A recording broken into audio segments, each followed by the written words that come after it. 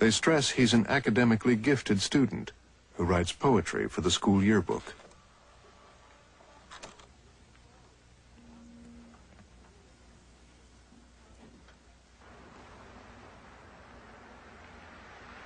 But some people had their doubts about facilitated communication.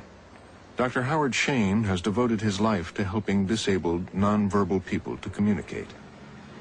At Boston Children's Hospital, he runs a center which finds technological solutions enabling disabled people like Tony Bonfiglio, who has cerebral palsy, to communicate independently. Yeah, and she's throwing out something right now.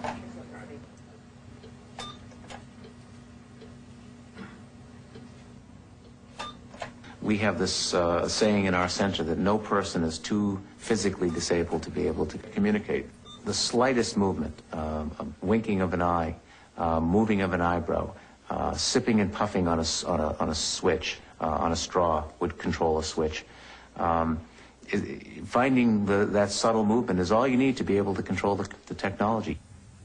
Yes, I have made many good friends. Thanks to computers, thousands of nonverbal people can express themselves independently. With such equipment available, Shane questioned, why should autistic people need another person to hold their hands? Bicklin says autism is special. Last week I had conversations with several people. One person said, it slows me down. It helps me by slowing me down. When I'm not slowed down, I get garbage. I get unwanted words. I get a lot of letters strung together that don't make a word. When I'm slowed down, I can type what I want. But critics like Shane were amazed at the sophisticated output. Autistic children of 5 and 6 produced perfectly spelled sentences. Where had they learned to read and write?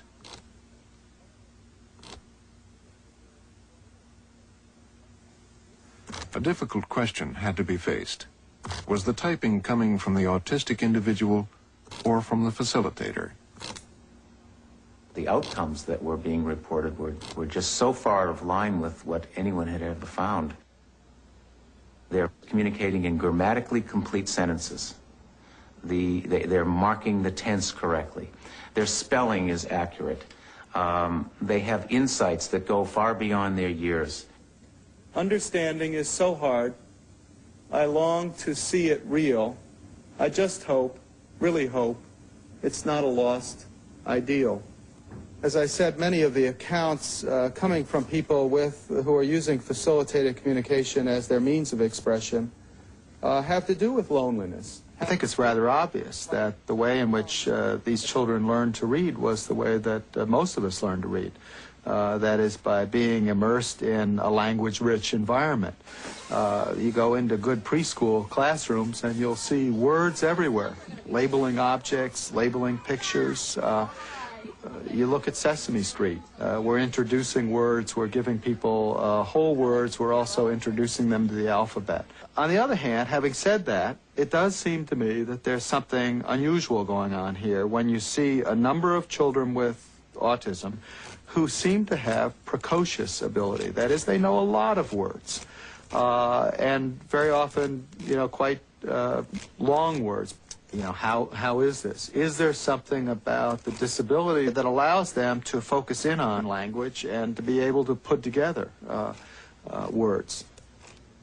A very small number of autistic people, savants, have spectacular abilities in narrow areas. The 17th of December, 1974. It was a Tuesday. The 10th of June, 1917. It was a Sunday. The 1st of March, 2044. It'll be a Tuesday.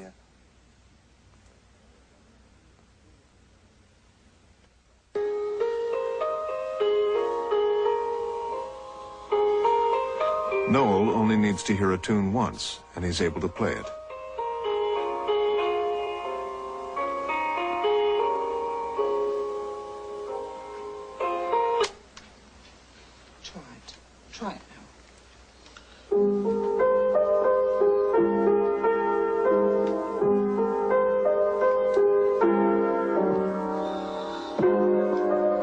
If such astonishing abilities existed for music and math, why not for literacy as well?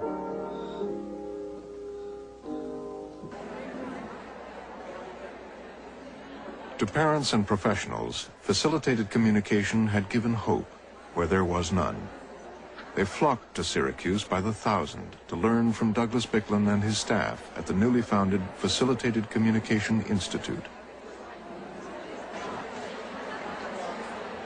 Welcome to the 1993 Conference on Facilitated Communication in Syracuse, sponsored by the Facilitated Communication Institute at Syracuse University.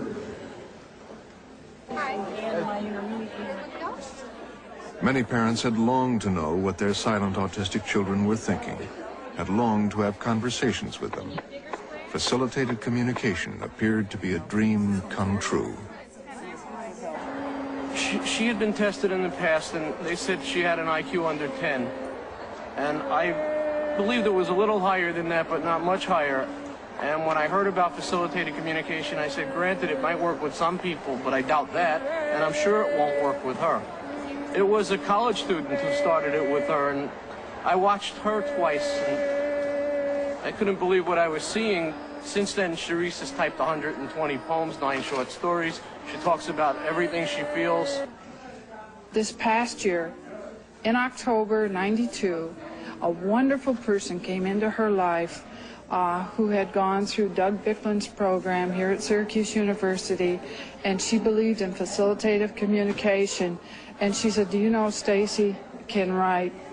And I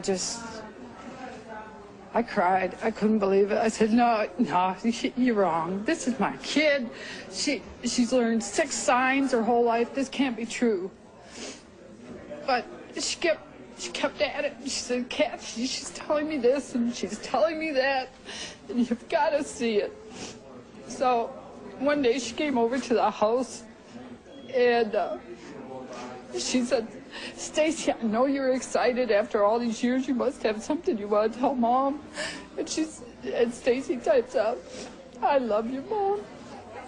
Speech pathologists, social workers, and teachers felt just as passionately that FC had changed everything. It's changed the theory of autism alone, and that's pretty significant because what we've known as autism is almost completely different. It's almost like the label or term itself needs to be redefined, because there are certain words that are under autism, under the DSM-3. There's this, and this. Well, we find that once we open this world for the kids, they are social now, they are appropriate, they do have language, they do understand. Lead. And advocates claimed FC didn't just work for autism, but for Down syndrome and other forms of mental retardation as well. By 1993, thousands of parents, teachers, speech pathologists, and care workers had been trained as facilitators, the foot soldiers in a new social movement.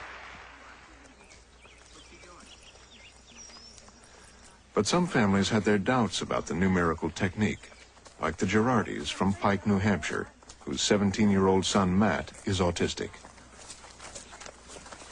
It was about 2 years ago when someone mentioned that Dr. Bicklin was giving some seminars on this facilitated communication. The speech and language teacher at Matthew's school was there, and she just couldn't wait to get back and start with Matthew.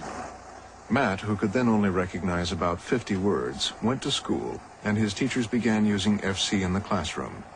Almost overnight, his academic work improved dramatically. Kathy Girardi became suspicious of his new academic achievements. He was taking all kinds of Shakespeare literature, Romeo and Juliet, and he was in algebra class, although he didn't fare that well in algebra, but English, diagramming sentences. The work that he was coming home was absolutely incredible. Incredible. I mean, getting A's in some of these classes that I know I would have a hard time getting A's in. What seemed especially odd was that Matt wouldn't facilitate with his mother.